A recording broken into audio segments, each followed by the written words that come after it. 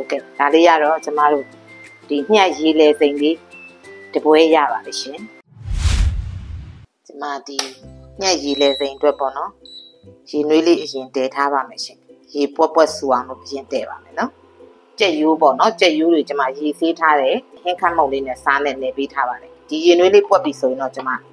ကြက်ရိုးတွေထည့်ပါမယ်နော်ဒါလေးတည်ထားတော့မှကျမလိုအပ်တာလေးတွေပြင်ဆင်ပါမယ်ရှင်ညှက်ရေလေစိန်လဲကိုကျမကြက်သွန်မိတ်ပေါ့နော်ဒီကြက်သွန်မိတ်ကြီးထည့်ပါမယ်ရှင်ကြက်သွန်မိတ်လေးတွေကိုအစင်သိမ့်ပေါ့နော်ပေးထားပါမယ်ပေးပြီးတော့ညှက်ထားပါမယ်ရှင်ဒါလေးကိုရေခဏစစ်ထားပါမယ်နော်ပြီးမှရေလေးစစ်သွားပြီဆိုကျွန်မညှက်ပါမယ်ရှင်တမယာသီးကိုလည်းရေဆေးပြီးတော့ကျွန်မသီးထားပါမယ်ရှင်ဒါလေးကအရန်လွယ်ကူပါတယ်เนาะတကယ်ချင်းလို့မနက်ခင်း breakfast ပဲစားနေခင်းဘက်ပဲလှုပ်စားလို့လည်းအရန်ကောင်းပါတယ်เนาะတကယ်ချင်းလို့လှုပ်စားကြည့်ကြပါရှင်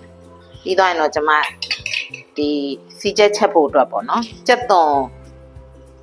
အဖြူကိုကျွန်မစီချက်ချက်ပါမယ်ဒါပေမဲ့စီကိုမသုံးပါဘူးရှင်စီချက်ချက်ပြီးတော့ကျွန်မကြက်သွန်စီချက်အဖက်ကိုပဲသုံးပါပါเนาะ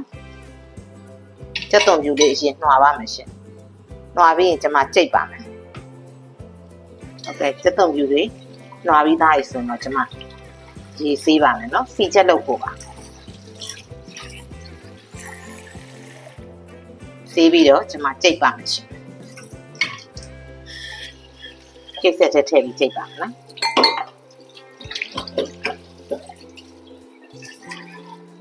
ဒီညက်ရေးလေစိန်လေးကကျမတို့နေထိုင်မကောင်းတဲ့လူတွေနောက်ပြီးတော့မွန်ဟင်းငါးကိုစားခြင်းရဲ့နဲ့သွေးတိုးမှဆိုလို့မစားတဲ့လူတွေပေါ့နော်ဒီဟာလေးကိုမွန်ဟင်းငါးဖြစ်စားလို့ရပါတယ်နော်အာတန်ပြေပေါ့မွန်ဟင်းငါးဟင်းရတော့မဟုတ်ဘူးကြက်ပြုတ်ရည်လေးနဲ့စားမှာပါနော်မွန်ဟင်းငါးမတဲ့တဲ့လူတွေဒါမျိုးလေးလှုပ်စားရင်လည်းစားလို့ရပါတယ်ရှင်ကျွန်မကြိတ်ပါ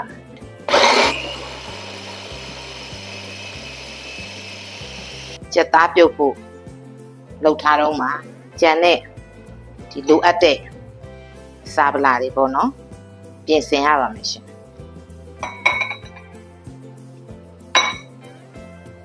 ကြက်သွန်မိတ်လေးလှီးထားပါမယ်ရှင်စင်သင့်ပေါ့နော်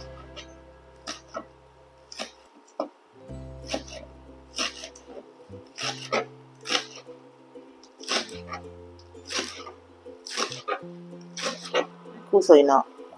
ရေနွေးလေးပွက်လာပြီပေါ့နော်ပွက်လာပြီဆိုရင်ကျွန်မဒီစက်သားလေးထည့်ပါမယ်ရှင်ကျွန်မဒီကအသားရောအယိုးရောဆေးပြီးတော့နေထားတာပါနော်ကျွန်မအယိုးတွေပဲထည့်ပါမယ်ရှင်အယိုးကတော့စိတ်ကြိုက်ပေါ့နော်ကိုထည့်ခြင်းနဲ့အယိုးတွေထည့်လို့ရပါတယ်ရှင်ကြက်ပြုတ်ရည်လေးရဖို့အတွက်ထည့်တာပါနော်ပြုတ်ထားပါမယ်ရှင်โอเคဟိုဘက်မှာကျွန်မစက်သားပြုတ်ထားတော့မှကျွန်မစီချက်ချက်ပါမယ်နော်စီထည့်ပါမယ်ရှင်ဒီအိုးလေးကတော့ကျမရဲ့ fan ပေါ့နော်ညီမလေးချစ်ရတဲ့ညီမလေးခက်ကကျမအတွက်လက်ဆောင်ပေးထားတာပါရှင်သူဒီအိုးလေးနဲ့ကျမချက်ပါတယ်နော်ညီမလေးခက်ကိုလည်းကျေးဇူးအများကြီးတင်ပါတယ်အမတို့ဒါလေးလက်ဆောင်ပေးတဲ့အတွက်ကျေးဇူးတင်ပါတယ်နော်ကြက်ပြုတ်ရည်လေးကလည်းစူလာတော့ဝေးမှာဆိုလို့ကျမဖွင့်ထားပါမယ်ရှင်ဒီဘက်မှာတော့ကျွန်မစီချက်ချက်ပါမယ်နော်စောစောကကြိတ်ထားတယ်ကြက်သွန်ဖြူတွေထည့်ပါတယ်စီချက်ကြတော့ကျွန်မတို့ကဒီစားတဲ့အခါမှာစီကိုမထည့်ပါဘူးနော်စီချက်အဖက်ပဲထည့်စားမှာပါရှင်စနွေးလေးထည့်ပါမယ်ရှင်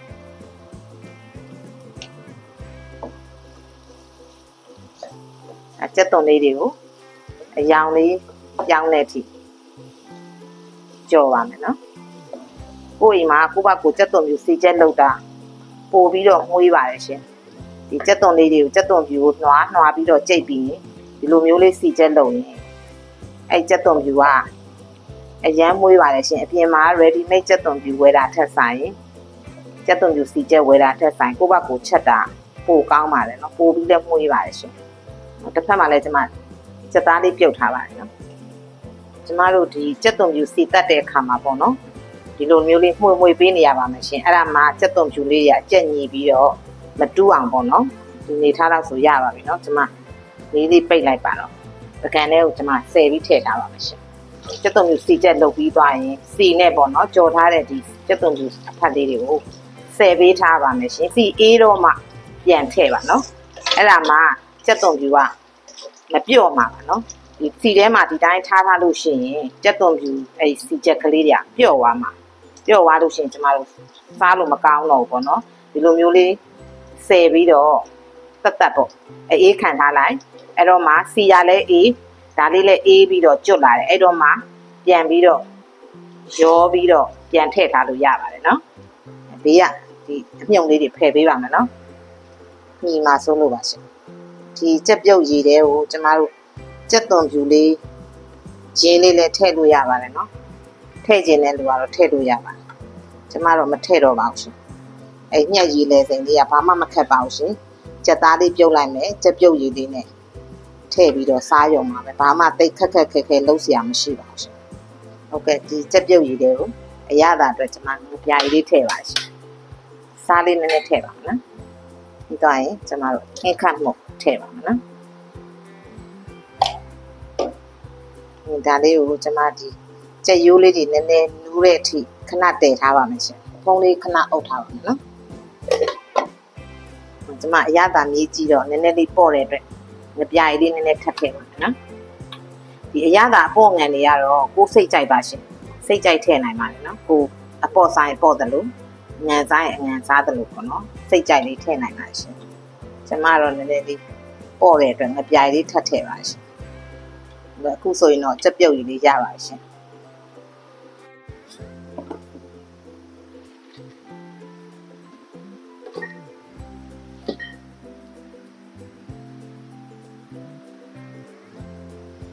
ဟုတ်ကဲ့ကျမတို့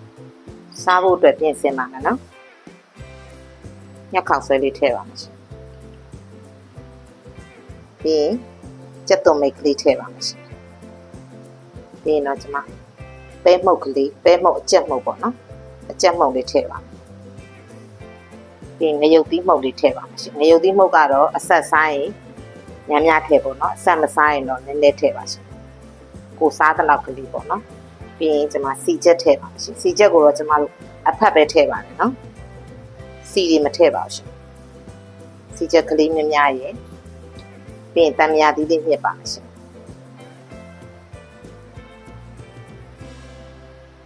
ပြီးရင်တော့ကျမတို့ဒီကြက်ပြုတ်ရည်လေးထည့်ပါမယ်နော်